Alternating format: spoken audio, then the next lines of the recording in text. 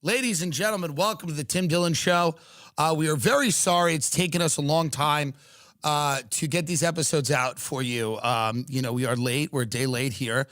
We took off last week because we had two bears with Tom Segura. If you've not listened to that, you should. And our Patreon episode will be out later today, but we were just finishing up a little bit of a studio revamp and the last few shows on this first mini leg of a tour. I wasn't out there doing a ton of stand-up. I was in a movie that I carried a little bit.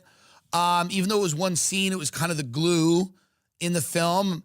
And it monopolized a lot of my time, about 3 months of my time, shooting what will be like a mega blockbuster, hopefully. And I was unable to be on the road the way I kind of am. And so we kind of strung together a tour that was all over the place. But a lot of you guys came out, and we sold out Chicago Theater, and we almost sold out the Masonic. There was a few tickets left in San Fran, which is, wow, is that bad over there? You know, it is not it is not a right-wing media narrative that San Francisco is bad. It is truly bad. It is mouth agape. You like the bear from the Sochi Olympics? Thank you, Russia. But it is mouth agape. Oh my God. I've never seen anything like this. Broad daylight horror. And, all the stores are leaving. And so I was really impressed. We did about 2,000 tickets in a city in that condition. That's great. I think that's great. I'm happy with that. I am happy with that. I think it's going to be the next American city to fall. Remember when Detroit fell? Yeah. Detroit fell. That's how you knew people had given up on the country. Detroit didn't have a police force. It was hard to get water to certain parts of the city. Like, the city fell, and we went, okay, San Fran is going to be the next city to be completely abandoned, which is sad. The food is amazing. We went to a Chinese restaurant, picked it at random, and we went right after the show. Some of the best Chinese food you'll ever have. It's an important city culturally. It's an important city in a lot of different respects, Economically, it was very important to Northern California. A lot of the, tech companies originated in San Francisco.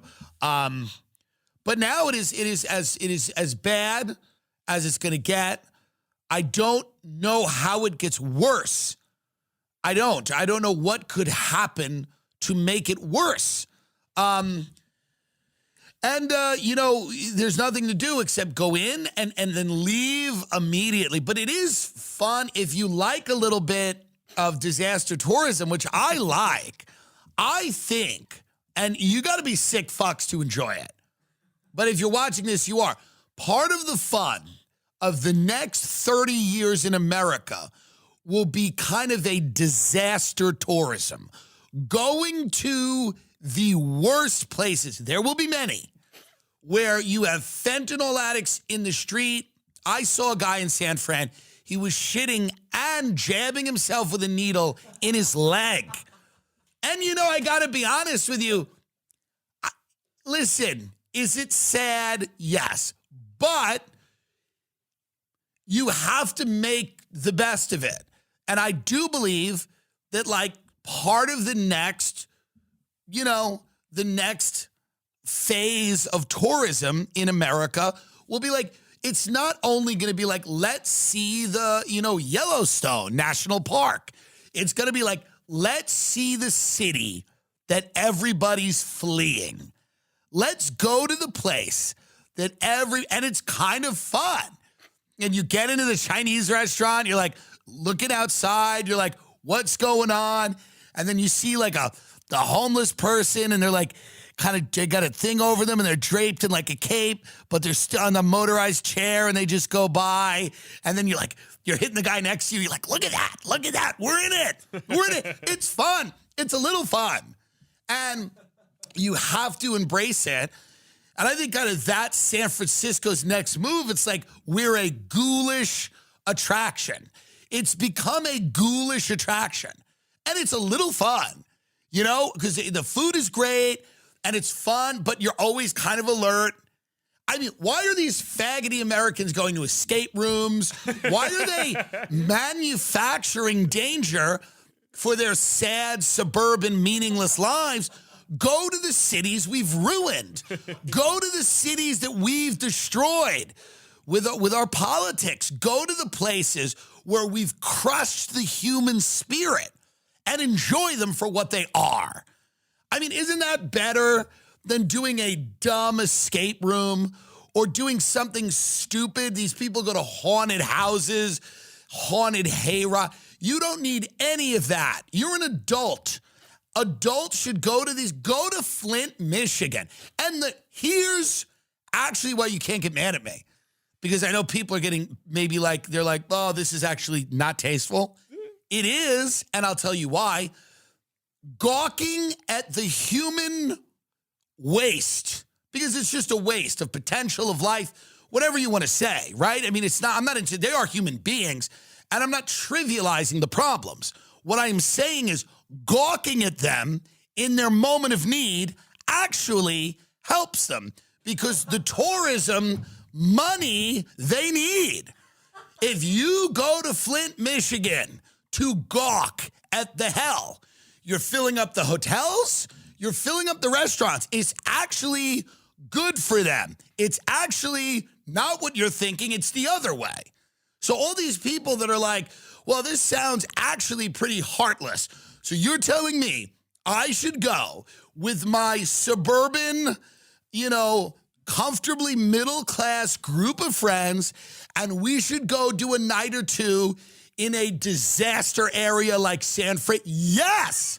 Yes, because the tourism dollar helps them. And it is a little fun. It's fun because, this is going to sound horrible. At a certain point of drug addiction, and I've been a drug addict, you really are not a person at that point. You're not a person at that point. It's really true. No one wants to talk about this, but I'll do it because we have a beautiful set and we have the Sochi Bear provided by Russia. Now, you're not. I've been there. I have been in the depths of a drug addiction, meaning I was and I think maybe the worst of it was when I was in my early 20s. I was directionless. I was working in finance, and I was doing drugs all the time, snorting cocaine, drinking, smoking weed, taking pills.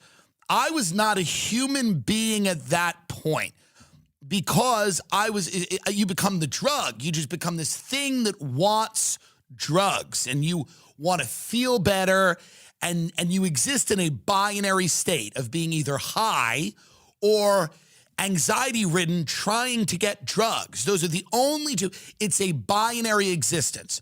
And those drugs pale in comparison to fentanyl or crocodile or whatever the hell's going on in San Francisco, trank dope or whatever the new things are. You can't even keep up with them.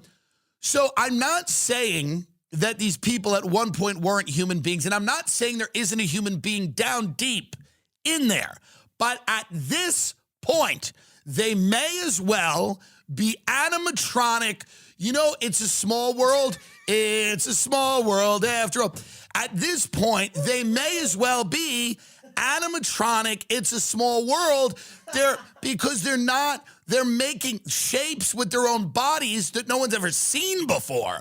The way they can bend and shift and the things they're doing, the way their eyes are darting around, they're wearing this. And it's really amazing, the post-apocalyptic stuff they're wearing. They're doing big hats and it's very black and large capes. And I like it. I think it's actually good. They're on the motorized scooter, and I'm going to send you, and I want you to bring this up, and I want you to close up on this woman, and I don't know if it's a woman, and it doesn't matter. It doesn't matter. And again, I'm not trying, because This helps them. Do you get it? Are you with me on this? Going and gawking, going and giggling, going and going, oh my God, it helps them. I'm telling you, and I know it doesn't seem like it does. But it does. It does. It does. It does. And I don't know the problem. So here I'm sending this to the good producer. And now I want you to put this up on the screen for everyone to see, because I want you to basically and we're going to close up. We're doing close up on this person here and this woman. Now, again, people are going to get, I already see people going to get angry with me, but that doesn't, I can't not do what I do here because I'm making sense. Now, I just sent you the close-up version too. The next version is going to be close-up. I'm sending, now, okay, you can do it yourself. Get in there. Get in on her tight. Get in on her tight. Oh my God. Okay? Listen, when I tell you, this is one of the better looking people in San Francisco right now. Now, listen, they go by and they zip by you, and it's fun because listen to me. I know that this isn't, but it's true. Why are you mad at me? I didn't give them the fentanyl. I'm not letting them do this to themselves. I am not letting them do this to themselves. But I like that hat she has. It's sort of that hat with on the top with that. Look at the fit for a minute. Look at the fit, because the fit is actually not bad at all. By any stretch, the fit is not bad. Now, I hope this woman goes to heaven soon, because we have let her, now you could get it away now, but we have let her, here's the problem. We have let these cities descend into chaos. We have let people destroy their lives with narcotics because we feel like it is compassionate to not arrest them, force them into treatment, or put them in jail. And because we have decided that all the problems in America, and there are some of them that certainly come from inequality. We know that. We're not dumb. San Francisco is one of the highest housing, it's crashing now, but it's one of the most expensive places to live. And we know that people can get forced into homelessness because they're in a real estate market that is pricing them out. And we know that, and we're not saying, but we also have to recognize that the homeless problem in San Francisco is not just a function of the rising cost of housing. It is a function of rampant drug use that has been normalized in every part of the city, where people that are addicted to drugs can do them in the street, can buy them in the street, can turn tricks with their bodies and buy drugs immediately after. It's not simply just about wealth inequality, which is a great talking point of people. There's many other things that are going into it. It's an issue of policing. It's an issue, frankly, of what you will tolerate as a city. So I am saying at this point now, absent any other options, going to San Francisco and gawking at the people whose lives have been destroyed by the politics of that city is actually the most humane thing you can do. It is the most humane thing you can do, because otherwise you are ignoring it and you're not spending your money there.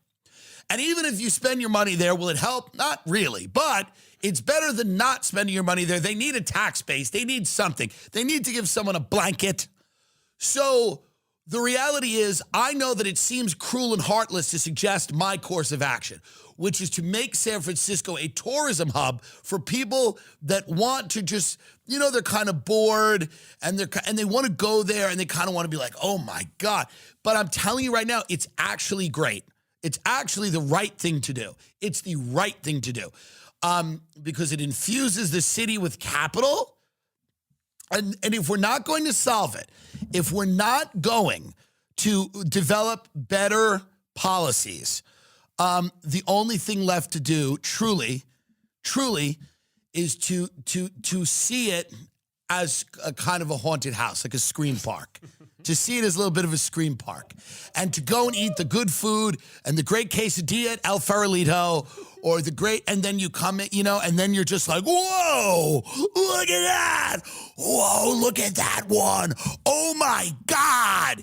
And I'm telling you, it actually helps. I'm telling you right now, I've been in car accidents. They suck. And, I wish I had Morgan & Morgan, because the reality is I was in a lot of car accidents. Some of them I may have caused. Bygones, doesn't matter. But 35% of all fatal accidents occur between 6 p.m. and midnight, okay? It's crazy. People age 25 to 34 have the highest amount of drivers involved in car crashes. People age 15 to 24 had the highest rate of emergency room visits due to car accidents of all age groups. You need a law firm. If you're ever injured, check out Morgan & Morgan. I'm telling you, it's more like using an app than hiring a lawyer. It's so easy. Submitting a claim to Morgan & Morgan is as easy as pie. Eating it, cutting it, and eating it, because pie is easy. Morgan & Morgan is a law firm. And you know what they do? They help you because you're injured now and you need someone to submit a claim on your behalf and get paid. Submitting a claim to Morgan & Morgan is easier than stopping yourself from singing at the top of your lungs whenever Sweet Caroline. Here's the point. Are you injured in an accident? Are you injured in an accident? Call Morgan & Morgan. Were you rear-ended? Were you T-boned? Did someone whack you in the McDonald's drive-thru? You've had fake whiplash forever, right? Weren't you in an accident? It's not fake. It's real. But it's fake. What happened? Someone hit you? Yeah, like a Brentwood mom hit me on San Vicente. And then you've been ringing that. Like, have you sued her? I haven't sued her. I've been trying to treat. Call Morgan & Morgan. If you're ever injured, you can check out Morgan & Morgan. Their fee is free unless they win. For more information, go to forthepeople.com/Tim or dial #law, pound 529 from your cell phone. That's FOR, the people, ThePeople.com/Tim or #law, pound 529 from your cell. This is a paid advertisement. The cast of Boy Meets World, who, by the way, look as bad, if not worse, than the citizens of San Francisco. The cast of Boy Meets World, which is a show that I grew up watching, is getting involved in the writer's strike. It is so sad. By the way, LA has been gray now for months because God hates the writers, apparently. God loves executives. Who knew? God loves the studio executives. It has been great. Since these motherfuckers have walked down on their jobs, it has been nothing but gray and overcast. Now, the writers are negotiating for a better deal, which, again, we are supporting the writers. I support them, but I've said many times on the show, literally my best friends are all the streamer CEO executives, so it's like weird. I occupy this like weird middle space. That being said, this is a very sad thing. Here's what happens. This is what happens. Let's just be very clear about what this is. These people are done. They're done in the business. They're done. At one point, they had it all. They were on a hot show. People cared. They had stuff going on. At this point, they are done in this business and their lives are horrible. They are a few steps away from that woman in the wheelchair with the hat. Okay? This is not a nice place when they throw you out. They throw you out. You're done. These people are done. Now, however, they're back in because of the WGA strike. And it's very sad. They do this bit that's not a bit. That's very sad. That doesn't really land. No one knows who they are. They show up to this thing. They're trying to make it like, look at us. The cast of Boy Meets World is here. Now let's get serious. Can you imagine the executives being like, hold on. Boy Meets World is here. And by the way, it's not even Fred Sapp, right? The star's not even there. The star, Fred Savage, is not even there. But I just imagine like Ted Sarandos at Netflix just, outside the window. He's looking down. He's up on his penthouse corner office. He's like, fuck. So they have the cast of Boy Meets World, huh? Yeah, all right. Let's go down. Let's address them. And they all go down to the picket line. But they do this really sad bit where the older brother on Boy Meets World's like, we were on a show in the 60s. They're trying to do this bit because it was the 90s and everything. But close up on them. Let's play this, and I want you to look at the pain in their faces. We are out here today to support the striking Writers Guild the show. And I am Ryder Strong. I'm Trina McGee. And I am Wilfredo, and we were all on the show in the 1960s called Boy Meets World. Whoa. It was definitely not the 1960s. Yeah, just let him do it. Yeah, thank you very much. The 60s were an important time for me. Anyway, whenever we needed clarity in our lives or just some sort of wisdom, we all went to one very specific person, and I think it's necessary to summon him now, if you don't mind. Oh, wait, Will, I thought you didn't do the call anymore. I don't, but I think I'm going to make an exception. All right. Here we go. Everybody ready? Yeah. Ha Hey! Ha ha ha! Hi, I'm Bill Daniels, known by many as Mr. Feeney. I have always held writers in the highest regard. I mean, this is. So here I'd rather watch the Ukraine war. AMPTP. Believe in yourselves, dream, try, do good. Okay. All right. We can't. Yeah. All right. Thank you. This was very tough to watch. This was very sad. The cast of Boy Meets World, by the way, I mean, belagged, sad. I mean, it's just tough. I would never show up if I was. I would never. I would just oof. Would I leave and never come back? Would I leave and never come back? You know? Yeah. But that's why we can't make cities like Austin these like up and coming hot cities, because that was like the retirement. That's where these people should go after they were like, that was the point. That's where you go. That's where you go. Like after, you did Boy Meets World and it didn't work out. And, but it was just sad to watch them. And they're doing this chant. We all know Mr. Feeney was the principal on Boy Meets World, but no one really gives a fuck. No one cares anymore about anything. And it's just very sad to see them do that bit. And it's Feeney! What do you think happened after that moment? You think Ryder Strong just got in like an old car and lit a cigarette and just stared at the gloom? He was the hot guy, Corey's friend Sean, right? Yeah. You imagine that? I mean, then Topanga was the one with the big tits. What do you think happens after they just get in right? Do you think they carpooled? Do you think there's multiple cars owned in that group, or do you think there's like a one? Do you think they do an Uber pool that Ryder Strong is driving? He goes, all right. He turns to her. He goes, by the way, can you request it? Because I actually have to. Yeah, I mean, it's tough. It's tough to watch because obviously some of these writers are, they're coming back from the dead. Some of these people, it's like Night of the Living Dead on these picket lines out here. People that haven't worked in forever. People are like, oh my God, what happened to you? And they're like, let's bust them in from San Fran. Some of those people were writers too. But again, we hope this ends soon and we wish them well. I mean, that's all we can do here. It's all we could do. That's another thing. If San Fran is too much disaster tourism, drive by the WGA picket lines in Hollywood and you will see a lot of people whose lives are in disarray. Their lives are in disarray. And by the way, just to make a quick statement, the Ukraine counteroffensive is on its underway. We don't know how they're doing. It's mixed reactions. We can't get anything real in the press. The New York Times, however, is now starting to acknowledge that, like, some of the Nazi symbols on the front line of the Ukraine are a bit confusing. Nazi symbols on Ukraine's front lines highlight thorny issues of history. There's nothing better than the word thorny.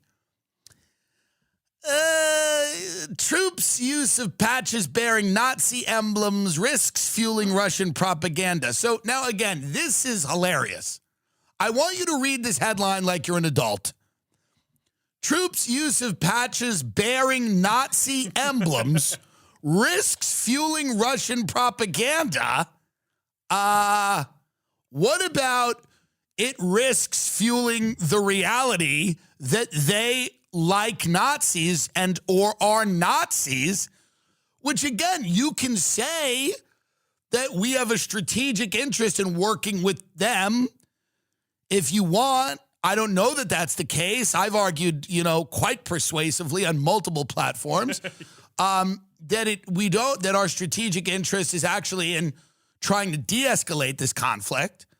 But it's hilarious. This is the paper of record. The New York Times are coming out and they're going, well, because remember when this started, everybody was pinning medals on these guys and, you know, they were showing up at galas or whatever and they were going, these are the heroes and these and you know, all this stuff. And then a lot of people were like, wait a minute, but Ukraine for years, in addition to being one of the most corrupt countries in Europe, was a hotbed, a bastion, if you will, of white supremacy, of literal Nazism, of youth Nazi movements. And I'm not saying we've got a few in this country.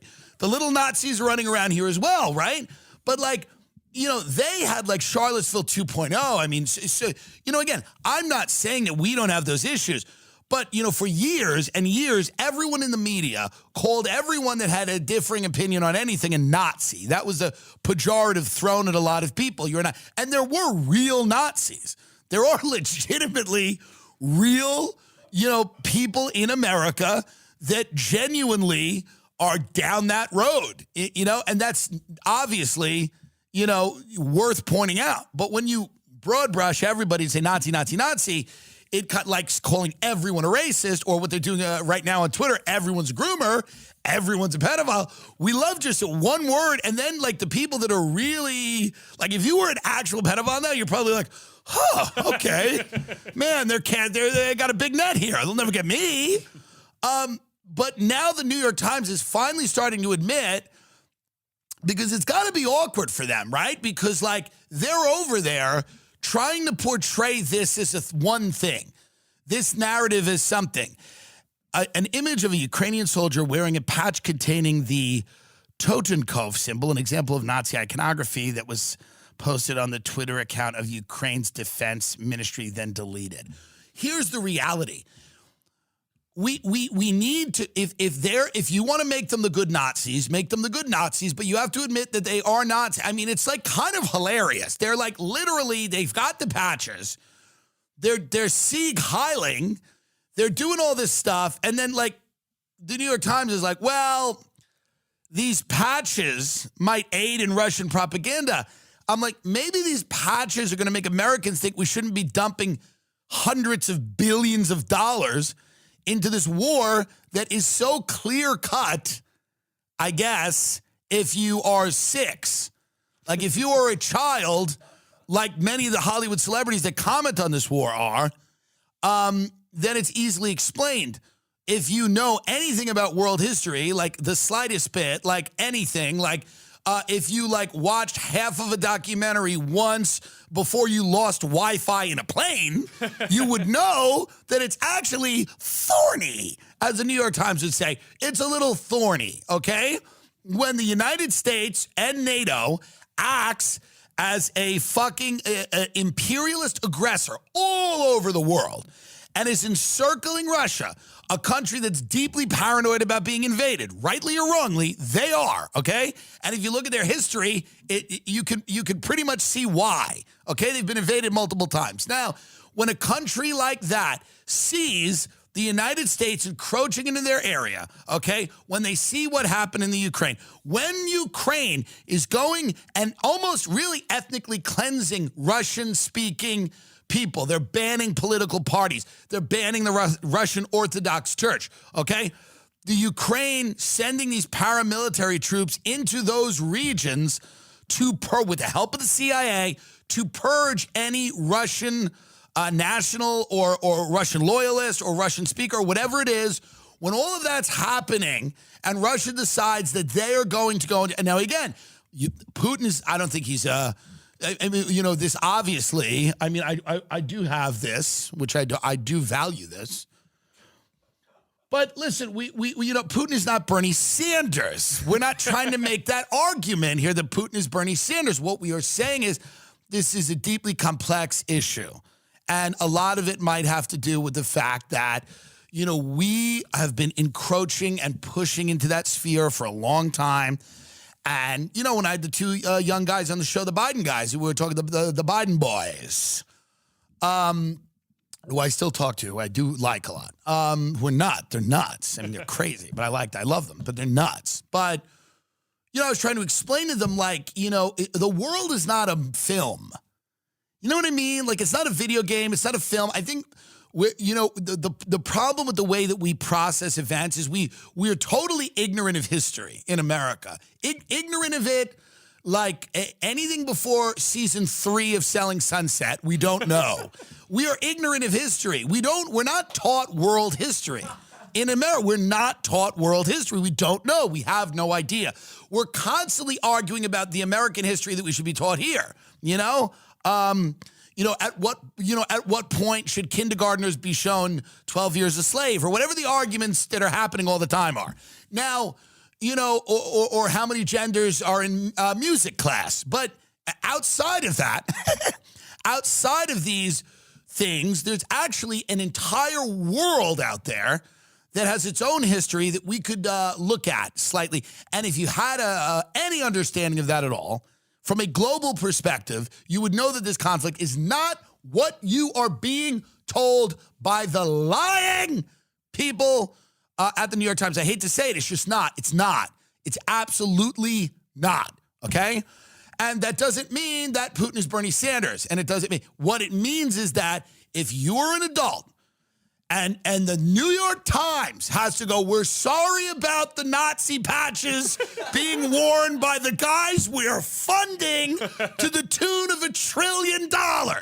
We're sorry about that because it would spread Russian propaganda if you look at their clothes. The newspaper of record, the fact that they have to do this, the fact that they're even it means there's more shit coming down the pike. I'm telling you, I've been in the game a while. If they have to do this, it means that there's more stuff coming down the pike. They're getting out in front of it. They're trying to get ahead of it because there's more stuff coming. If they're writing an article about fashion in the middle of a counteroffensive, it means that there's more coming. I'm telling you, this war is going to unwind much quicker than Iraq, much quicker than Afghanistan. Now, in real time, you're seeing it with the vaccine. You're seeing it with that. They're like, everybody take the vaccine, it'll be fine, everybody's fine. And then you get COVID 9 times after you've taken the vaccine. And none of these people have the decency to just shut up about it. They're still promoting it. They're still pumping it. I was a subprime mortgage guy. After a good scam, leave quietly, We didn't knock on people's doors a year after we sold them a mortgage and go, how's it going? I'm the guy. You get it. Stick and move, hustler. Move. But you're gonna see this. We're already started, like Zelensky's going to get, because the American people have kind of already had enough. There's a little bit of fatigue here. So the government's going to throw Zelensky away the way they throw everyone away. They throw everyone away when they're no longer useful. Remember that chick, Christine Blasey Ford, who went out and accused the Kavanaugh, the Supreme Court guy, and then she was like the talk of the town for 2 weeks. Then it was like, you're out. They're going to throw Meghan in. When Meghan and Harry first moved here and we could hit the royal family and say, they're racist, and now we're sick of them, and they're out, he's out soon. Zelensky's on his 14th minute right now, and that's where they're starting to run articles like this. Little by little, they're preparing people for the total about face where we go, I don't know. It'll be an ultimate gaslighting. It'll be like, there were Nazis there. They were like Nazi. We didn't know. Like, oh my God. Like, it's going to be a total gaslighting. They're going to, like they're doing with the when Trudeau goes like, no one required you to take the vaccine. Who was requiring you to take the vaccine? You needed it to get into a deli. They're saying, so this will be a total gaslighting too. And if you're actually somewhat aware, you can start to see these little articles, little seeds that they're planting going, well, they are wearing Nazi vests. That's weird. That's odd, because we've realized we got to prepare for China now, because that's the real fight. China, it's not this crap. Everybody right now is getting ready for the summer. They're getting ready to hook up, and you got to make sure your body, your man area is good. Manscaped, we've been telling you about Manscaped forever. The Performance Package 4.0. Inside this package, you'll find their lawnmower trimmer, the Weed Whacker ear and nose hair trimmer, the Crop Preserver Bowl deodorant, Crop Reviver toner, Performance Boxer briefs, and a travel bag to hold all your goodies. The Lawnmower 4.0, you can call yourself, You call yourself an American without a lawnmower? I'll tell you this, Manscaped works. It's the best on the market. There's a few things on the market. There's the wall trimmer, which sucks, and the Relco body groom's not great. This is a thing. We all get them for free. Everybody uses them. Everybody likes the Manscaped trimmer. Truly, if you need one, you can go. The promo code is TimD, right? Mm-hmm. Great way to support the show. Great way to get a good product, and you save money, right? You're going to get 20% off with free shipping with our discount code. Also, they're doing now nose and ear. It used to just be dick and balls. Now they're nose and ear. Everywhere hair is sprouting, you can address it with Manscaped.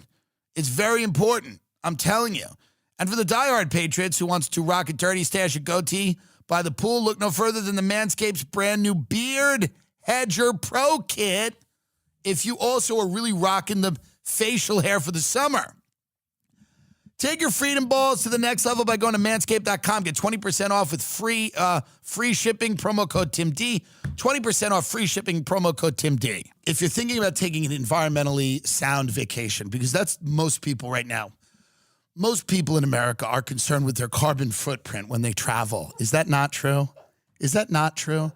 Isn't that why we love cruises so much? Because it's an efficient way to get 3,000 morbidly obese people out into the middle of the ocean. Is that not why we're doing it?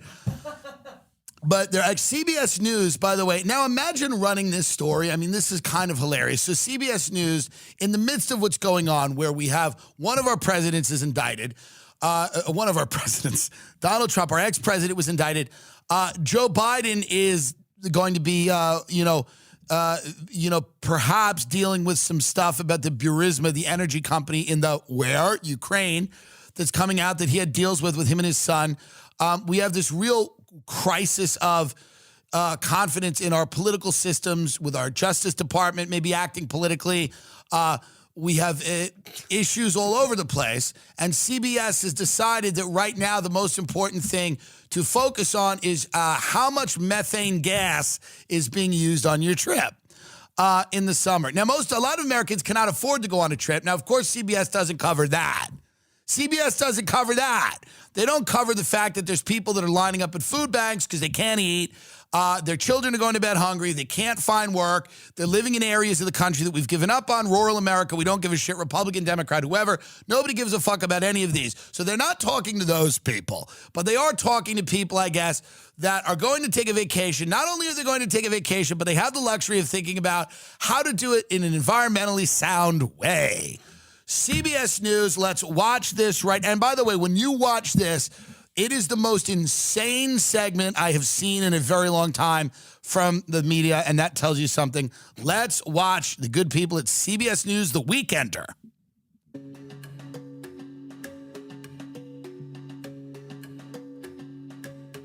This summer, some people are looking for ways to take a vacation while also cutting down on their greenhouse gas emissions. Who? The ecotourism market is expected to exceed $331 billion by 2027, according to new research data. Ecotourism can have an impact on where some people choose to visit and how they get there. Let's bring in Tree Minch, a features editor for Discover magazine. Tree, let's talk about some destinations where folks can actually give back to the planet. I love this, by the way. I love CBS News. They go, is there a way we can do, because we're trying to push this ecotourism thing, is there a way we can do it with a trans person named Tree? Is there a way we can do this segment with a trans person named Tree? They're like, we have a trans person named Sarah. They go, no. We'd like a and no shade to Tree, but it's just very funny. And again, let's watch some of this because it is just very funny, this idea that like ecotourism, which by the way is the most loosely defined thing ever. It's just going to be rich people going to like nice places and they're going to go, it's ecotourism. They want to lower their carbon footprint. It's glamping. And it's like, okay, they're not primarily concerned with their carbon footprint. They want to take Instagram photos in Montana in a tent. But all right, let's see what Tree has to say. Yeah, absolutely. So, this whole local movement that we've been seeing as a trend across the country, I think that tourism is an amazing place where it fits in. One of the first places Tree Mensch. to think about is things like Tree's a real mensch. State parks and county parks that have a wealth of opportunities for amazing destinations to immerse yourself in. but also the money you're spending there, the activities you're doing are typically directly going back into actually sustaining that environment. Right, so go scuba diving. And that's under a list of guidelines and understanding that experts and scientists have of watching what's happening in these ecosystems and making sure they're balanced and healthy for everybody that visits, as well as all the creatures and plants that live there. Well, it's great to know that you can actually do it locally and not spend a lot of money to travel. But let's say you do decide to travel. What are some of the activities that you can look forward to? Sure. I mean, the list is pretty much endless. You can really cater your interests to local and very eco-friendly destinations. I mean, one example would be the ocean in general. This is the news, by the way. This is the news in the United States of America. They're telling you can go to the ocean. This is the news. This is CBS News in the United States of America.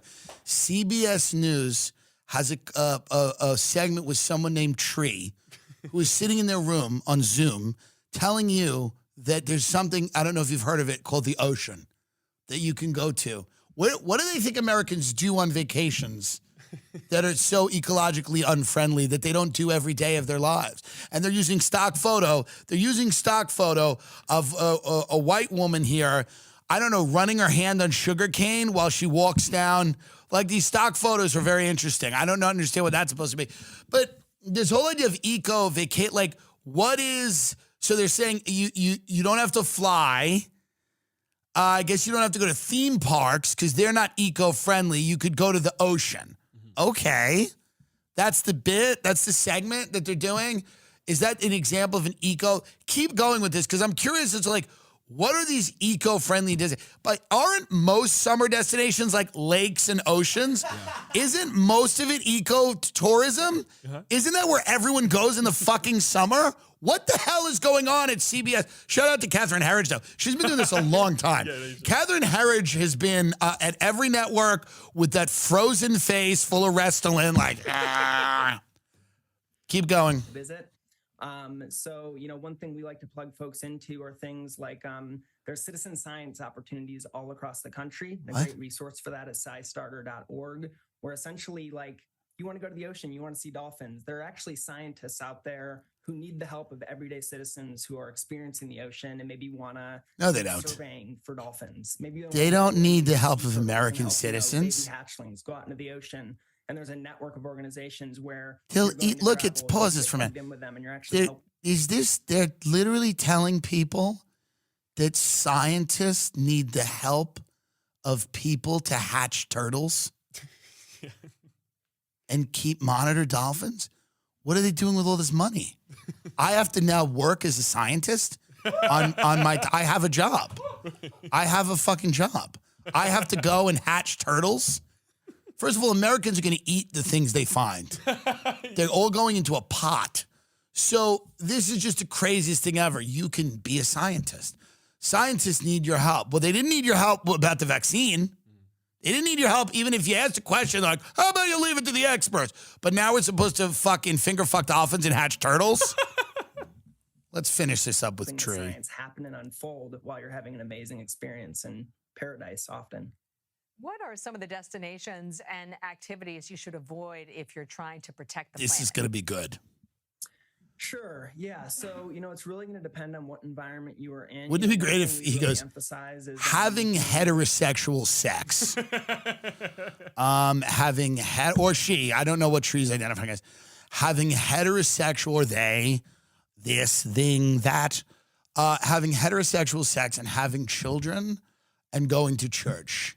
Those are the things that I think they leave the biggest carbon footprint.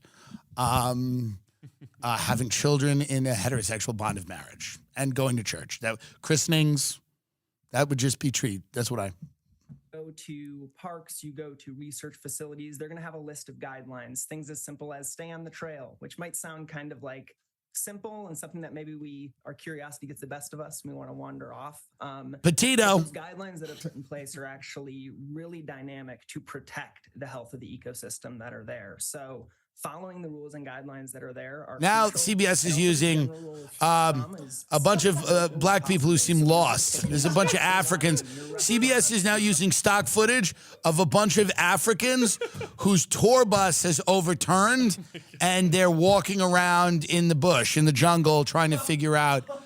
I mean, can CBS not? Who is doing the stock footage over there at CBS? This is crazy. Activities that you're going to do. When you really hone in on operations and things that are run by locals who live in the community, work there, it's most likely that the money that they're receiving is really going to be put back into the health and the long-term sustainability of that place for their wellness, as well as all the things that live there. So it's really good to just kind of follow those tips. There's something called disaster tourism. What does that look like? Yes! Yes!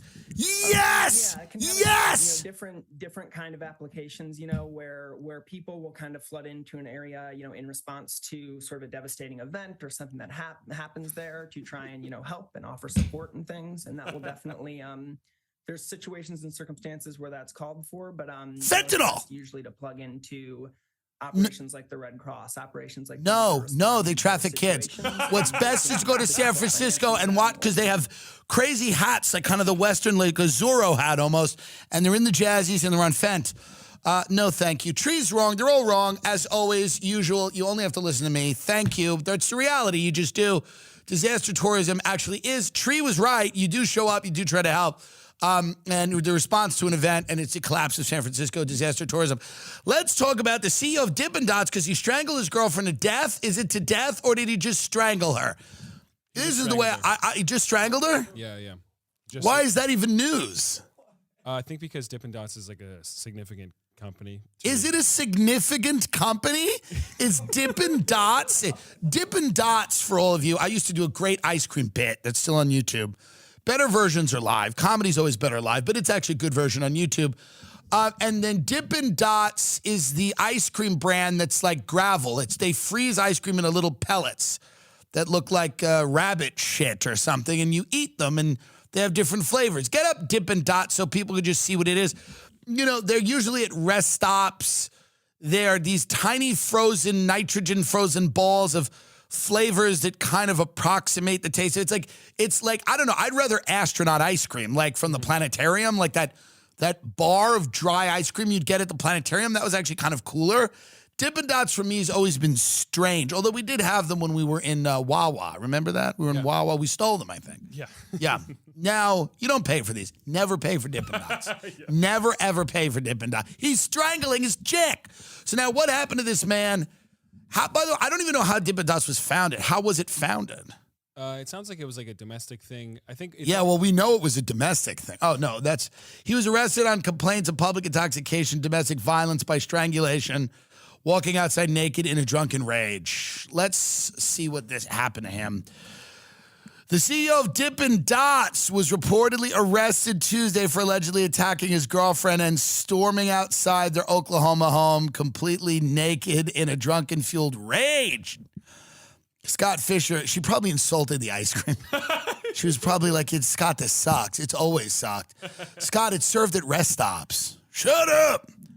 Scott Fisher has a history of abuse, was booked on complaints of blah, blah, blah. He's 43. He attacked a woman hours after she confronted him about his alcohol abuse, which reportedly escalated over the past several weeks. He's probably very invested in this Ukraine counteroffensive. It's a lot of Americans are having problems now. The girlfriend, whose identity was not revealed in the documents, had reportedly returned from work to her Oklahoma City home and found the former ice cream man intoxicated. The former ice cream man was drunk. They verbally fought until... Is it magnate? Yeah, it's like the sheriff constable kind of deal. Yeah, until I don't know what happened here. He choked her. He choked her. By the way, this is horrible, too. The gunman who killed his 3 children. Right? Did you hear about this? Yeah. This is crazy. Gunman kills 6 in horrific murder-suicide, including 3 kids, as its revealed wife feared he would get drunk and shoot me. The mental health problems in this country are so bad now that I don't think it's hyperbole to suggest that there are so many people that you're looking at that are on the brink of doing something crazy or having a full-on mental breakdown. That you just have to tread carefully, tread lightly out there, and obviously I'm not blaming anyone. This was a horrible thing that happened, But there's a lot of people out there that are really, they have untreated mental illness. It's like psychosis. And this guy, Tennessee man, went on a violent rampage, murdering his estranged wife, her daughter, and 3 kids after she warned a court he had 50 or 60 guns and was afraid he would get drunk and shoot me. Officials with the, I mean, listen, let's be honest. I'm pro-gun to a degree. 50 or 60 guns might be an indication there's something going on. It might not be. I mean, people are going to attack me now in the comments for that, which I don't care. 50 or 60 might be an indication. I mean, how many well people have 60 rifles? You know? I understand you're preparing for the apocalypse, but do you need 60? Seems like a lot. That seems like a lot. Because, you know, you're going to fight the government with them, I know, but the government has drones. But whatever, it doesn't matter. Even if, you know, what's fine. I understand the spirit of it, right? I understand that 60 seems like a bit much. Well, it's not your business. I'm just saying, the guy shot his kids, you know? Sheriff Bo Burnett confirmed Barnett, who had worked in the machine tool industry, was the one who shot and killed his wife, Regina. I mean, this is so sad. There's nothing funny about this, but I will say, and keep going here, I mean, she warned the court, and she warned that this could happen. He threatened to shoot her. He verbally abused her. And he killed his children. She worked at the Seymour Handle Factory. She was making handles. And where did he work again? Do we know? I believe he was a... I don't know how you'd have to see the local TV station. I think he was just... I mean, this is really crazy. He's one of, I mean, this is like mind-blowing stuff. He also might not have had a job either. I mean, there's that too. Yeah, and I mean, so she works at a handle factory. He worked at a machine tool factory, I think. Okay, yeah. And then he shot everybody and killed them. Imagine Rodgers and Hammerstein trying to write a musical about this era of America. You know what I mean? Where everybody's just working at factories and killing each other. Everybody's executing their own families. That seems like a tough thing to get, you know? Remember the Rodgers and Hammerstein musicals like Oklahoma, where the wind comes sweeping down the plain, and he killed his kids. You know, like it's just tough to imagine America in this state writing great fun musicals about it. Because there used to be great musicals about the things that were going on, people falling in and out of love, people having these fun little rivalries. But now it just seems to have gotten so dark, so hopeless in many cases, that it's very tough to imagine any type of fun musical being written about the lives that people are living now. You know, Oklahoma, the great musical, Oklahoma. Now that guy who's living in Oklahoma found the Dippin' Dots and he's strangling his wife. And I'm not saying that wasn't happening then, but it does seem to be. We do seem to be confronted with it more now, for sure. Everybody's using ExpressVPN. It's very important. Everybody's trying to get your data, your information, governments, hackers, people that are harvesting and selling your data. Data is more expensive than oil now. ExpressVPN doesn't log your activity online. Lots of cheap and free VPNs make money by selling your data to advertisers. ExpressVPN does not do this. They even developed a technology trusted server that makes their VPN servers incapable of storing any data at all. Speed. ExpressVPN uses Lightway, a new VPN protocol that engineered to make user speeds faster than ever. I've tried many VPNs in the past, and sometimes it can slow my connection, but not ExpressVPN. It's blazing fast, and it lets me stream videos in HD quality with zero buffering. The last thing that really sets ExpressVPN apart is how easy it is to use. You don't need any technical skills to get to set up. Just fire up the app and tap one button to connect. That's it. Even your grandparents could do it. And it's not just me saying this. Business Insider, The Verge, and many other tech journals rate ExpressVPN the #1 VPN in the world. So to protect yourself with a VPN that I use and trust, and my whole team uses and trusts, use my link expressvpn.com/Tim Dillon today and get an extra 3 months free on a 1-year package. That's expressvpn.com/Tim Dillon, EXPRESSVPN.com/Tim Dillon to learn more. I love Box of Awesome. It's a great thing to give to people, okay? You get one every month. Bespoke Post, this is how it works. You take a quiz. The quiz could be about what you're into or about what the person you're giving the box to is into. They're going to get a box once a month at their door with really cool stuff in it. 90% of everything that comes in your box of awesome is from a small up-and-coming brand. It could be stuff for the outdoorsman, the mixologist, the bartender, the foodie, the recreational camper, whatever, and more. It's really interesting to see these products they put in a box, and once every month, you go, oh my God, I forgot I was getting this, and here it is, and it's great, and I love it, and everybody loves me. Well, I took a quiz, and they sent me a box, and in that box, it was amazing how well they knew me. How well they knew me in that box.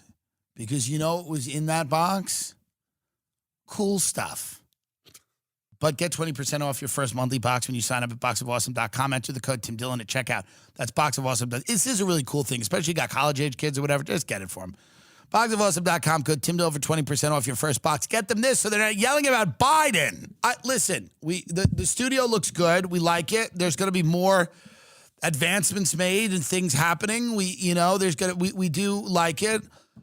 We're all over the place. We're going to put one in New York too. We're going to put one on the East Coast. It looks very similar to this, except the New York backdrop. So that when we're over there, we're doing shows over there. We could be there. We got to be mobile. We got to. LA is we're looking at a situation where it's rapidly deteriorating, and I don't know how long I have left here. I think that there's a potential that I will leave again. I left once, and I will leave maybe again. I don't know, but as of right now, we're on the road. We're in the mix, and we want to have an East Coast thing so that when we're on the East Coast, I spend a lot of time on the East Coast. We can touch down there and do the show there as well. We do appreciate everybody's patience. We know wrapping up these shows has been a little difficult. San Francisco, the Masonic, and the Chicago Theater are two of my favorite venues in the world. I love those two cities. I love the audiences there. They all came out. We sold out the Chicago Theater, very close to the Masonic. And again, to me, everyone, that comes out to those shows, I have great appreciation for, and the shows themselves were amazing. I don't do a ton of marketing. A lot of other people are much better and more adept at marketing than I am in terms of showing you everything. I don't necessarily subscribe to that, and that doesn't mean that I don't see the value in it or I don't recognize the talent in it. It's a great show, and word of mouth should matter, and that matters. And we sell a lot of tickets because that shit does matter. And I talk to a lot of you guys every week, so it's not like I hate the feeling of even that dumb picture you take after the show when you do a great show and then you're like, and now come on, and you take that photo in front of it. It just, to me, I've never liked doing that stuff, but I know that I have to do it. It's more and more becoming part of this, but I've been able to kind of carve out the path that I have and do it the way I want to do it, where it's just it's kind of a lo-fi light touch out there, and hopefully the stuff we put out is funny and people enjoy it. But we are going to be back from the studio now because we are off the road, so we'll be back here every week. And if you guys are into it and you want to subscribe to the channel or because Rumble is coming up. I mean, who just signed a $100 million contract on Twitch? Oh, the streamers, yeah. The streamer just signed, but not on Twitch. The other one, Kick, right? Mm-hmm. Yeah. $100 million 2-year contract on Kick. Streamer. Things are changing. And streamer. QXC. He looks like a Sacha Baron Cohen character. I don't know what's going on anymore, and it doesn't matter. But XQC leaves Twitch, agrees to 2-year, $100 million contract with Kick. So that's what I'm saying. There are other places. We might start uploading the show to Twitter. We're thinking about it. In addition to YouTube, we don't know.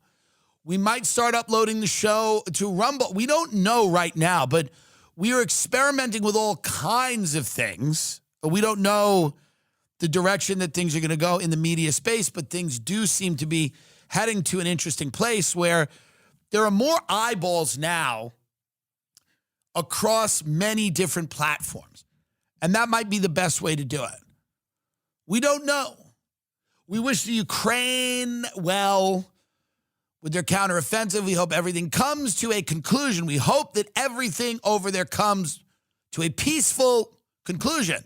I feel horrible for the Ukrainian people that are being displaced, that are being killed. We all feel that way. This is not a celebration of war. In fact, it's the very opposite of that.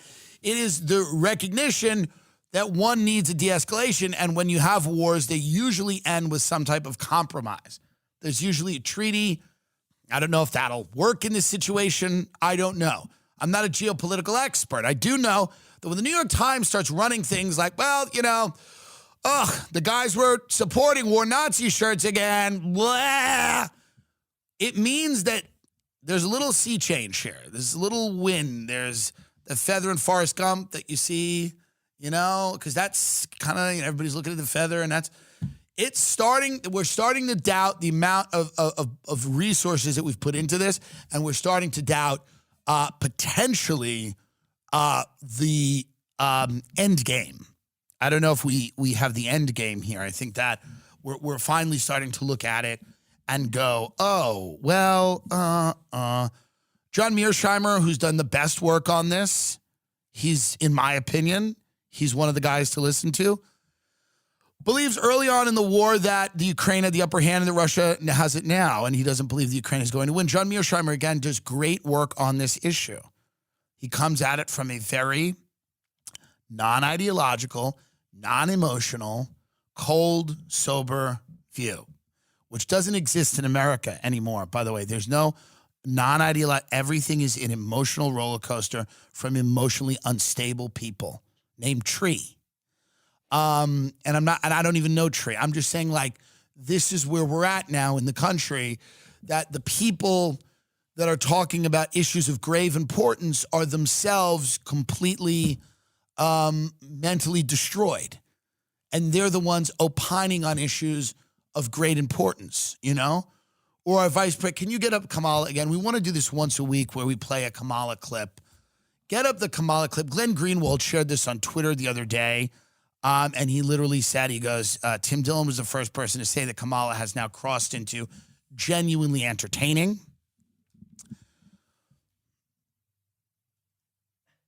Genuinely entertaining. We love her. I can't get enough of her. And what's funny about the clip that Glenn had is, of course, it's just Kamala being Kamala, which is, someone who is just, sort of completely incapable of actually speaking. I've never seen anything like it.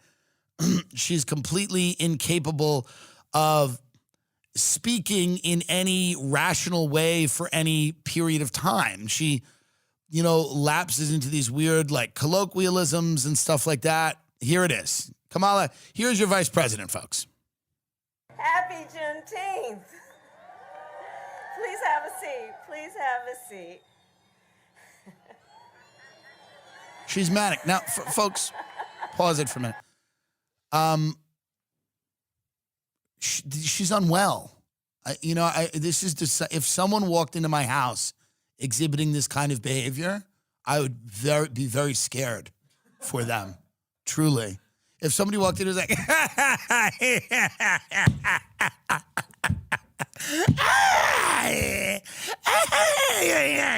I would go, hey, are you okay? Something going on? This is not the cadence of someone who's well.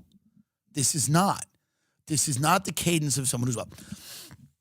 Let me guess what this cadence is. This is the cadence of, Biden's in office now. Biden is a genuine corpse. She knows kind of maybe how bad it is. She can't really say it.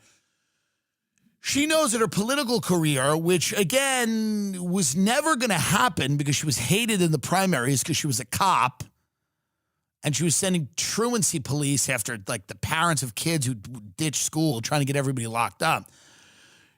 She was elevated to this position because of identity politics, and now she's just kind of there. And the guy she's kind of hitched her wagon to is maybe about to go down for being, in bed with some shady companies in the Ukraine. She doesn't know. But she seems to be losing her mind in front of people. And I predicted this months ago. I said, after Kanye, I'm like, you're going to have these really big meltdowns, public meltdowns. You're going to see this for the first time. You're actually going to see people losing their mind in front of you in a way that you've never seen before. Let's take a look. This is the Vice President of the United States. She's nuts. And to my Divine Nine family. Is she high? Good evening, everyone.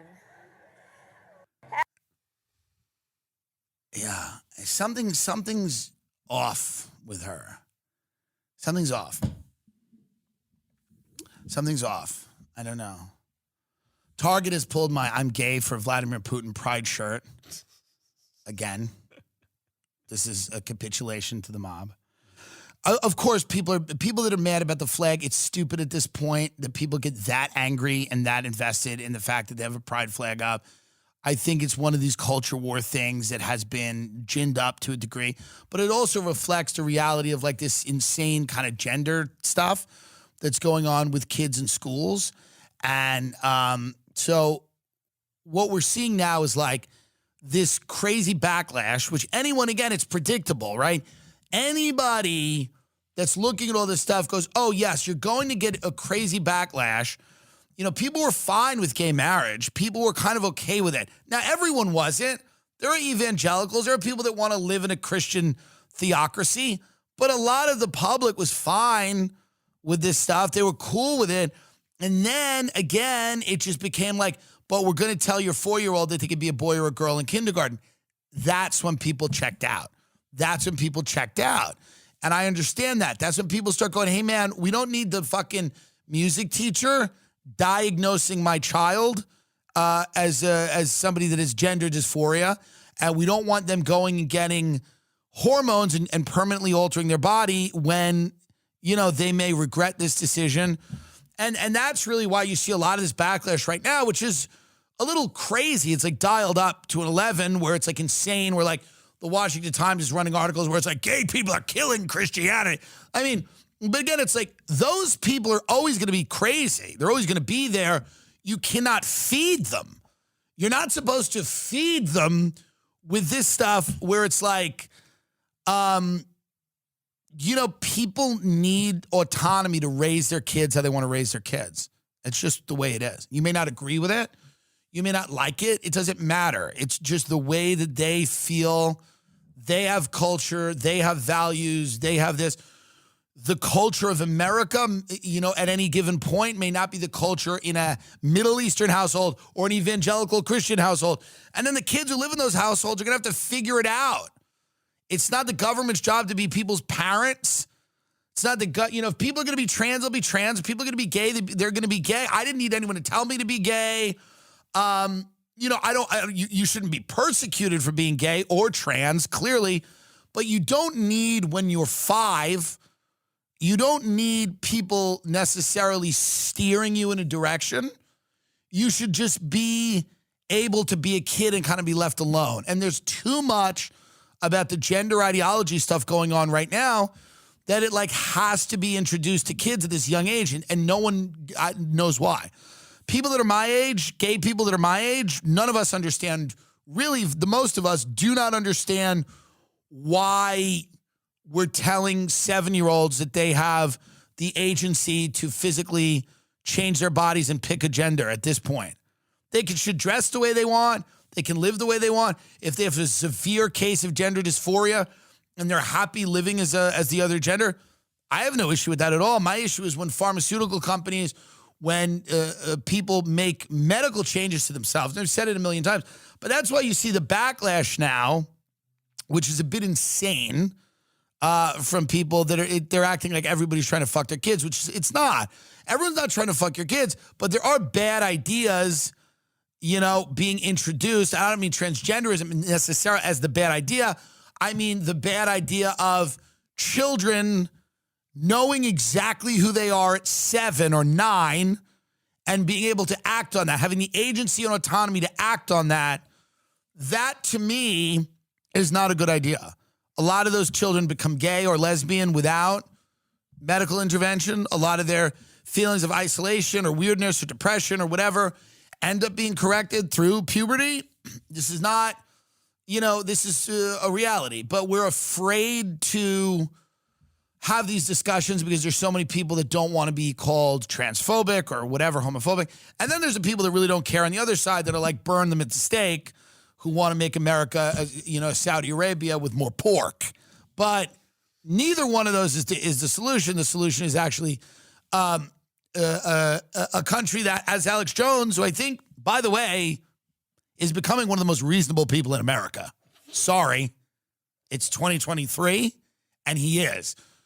His idea of like, when you are 18, you're an adult, you should be able to do what you want within reason if it doesn't hurt anybody else is a pretty fucking good standard. And listen, if you have severe gender dysphoria and you're 16 or 17, you meet with a doctor, I don't think these things should be banned. But how young these ideas are being introduced to people and this idea that they can and should take, and we all feel a little weird about the parents too. The mom who's like, I'm trans and my kids are trans. I'm non-binary and my kids are non-binary. And you go, well, what are the chances of that? What are the chances of that? That seems interesting. I come from a long line of non-binary people. It's like, really? So there is a little something that's inherently uncomfortable with this gender theory stuff where the mom is going, well, the kid is also trans. And you're going, are they? Or is this something that you introduce to them at an age where they have no idea what it is? And God forbid they make genuine, decisions that can impact them later in life. It seems crazy. It's because it's not enough anymore. It's not just gay people getting married. It's here are the new standards. Men and women are out. Rewrite the biology textbook. Can we watch the thing about getting the spike? Women's sports are going to be completely dominated by trans men. It's like, it's not enough now. It's just, it used to be live and let live. It's no longer that. It's now, this is intrusive into people in every space, in athletics and education. People are kind of just going, hey man, I'm a little sick of this. This Riley Gaines girl tweeted, it was a dude, I think it's a trans woman who spikes a volleyball into this woman's face. Hold on, let's see. Now, what is this? Tell us what this is. So here it is. This is a women's volleyball game, and then there is a biological male competing as a trans woman playing in this, and so they spiked the ball really hard into this woman's face, and then this woman that was spiked is then speaking in another clip about how it's not fair. Yeah. Okay. Let's watch it. So here's the spike.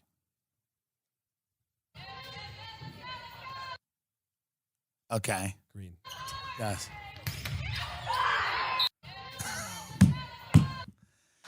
I mean, this is just what's going to happen. By the way, look at the turnout for the volleyball, huh? Yeah, by the way, this is insane. This is completely insane, right? A biological male has so many advantages and then just, it's just not, this doesn't, and then they go, well, we don't want to ostracize transgender people from sports. And you go, you understand that, but it doesn't seem to be going the other way. It seems to be primarily biological men dominating women. That seems to be what it is. It's not like biological women are getting into men's sports and like fucking it up. It seems to be moving one way, which might say something about biology. I don't know. Let's watch it one more time. I love the after it, and they're like, ugh.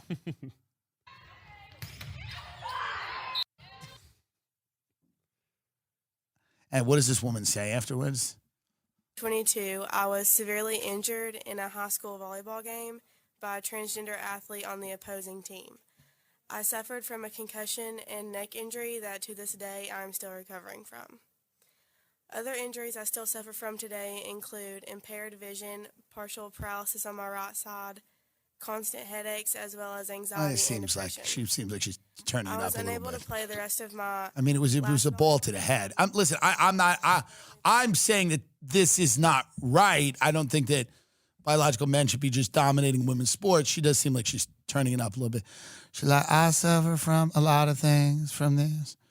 But it's crazy. It's crazy that this is where we're at now. I mean, that is crazy to watch. And in fighting, it's crazy to watch when you have biological men just pummeling women in the ring. And I'm for hitting women in your own home, but not in athletics. Not when it counts. Not when there are judges. I'm for it in your own home. TimDillonComedy.com for any and all live dates that we have coming up. We have the Parks Casino in Philly in September. We are at Denver Comedy Works in July. And the Win in Vegas in July, baby. Hampton Beach Casino is going to be up. Oh, there it is. In Hampton Beach Casino in New Hampshire, August 19th. So we do have a few scattered dates throughout the summer. Come see me. Las Vegas, Colorado, Hampton Beach, and then Parks Casino, September 8th and 9th. Shows in Philly. We always love them. TimDillonComedy.com. You can get all your tickets there. Tim J. Dillon on Instagram and Twitter, where we may start uploading the show. Big news is coming. Some big guests, some big interviews that I'll be doing as well on other platforms. Thank you again. Patreon will be out later today. And we appreciate it. And just go and spike the ball. Go and spike the ball in the face of that. That's what life's about. Use your advantages. Spike the ball and hit him in the face. Good night, Sochi Bear.